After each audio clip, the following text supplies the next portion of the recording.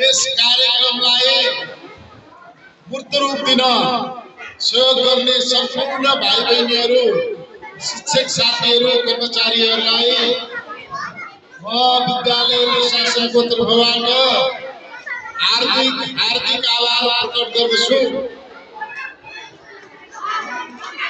असत्यमाथि सत्यको विजयको कारण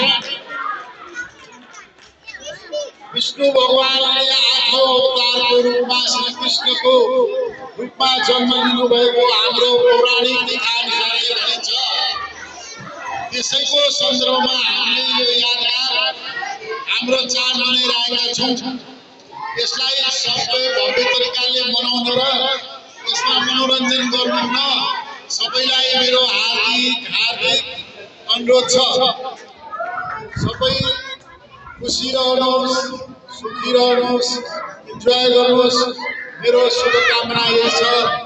धन्यवाद, धन्यवाद, धन्यवाद।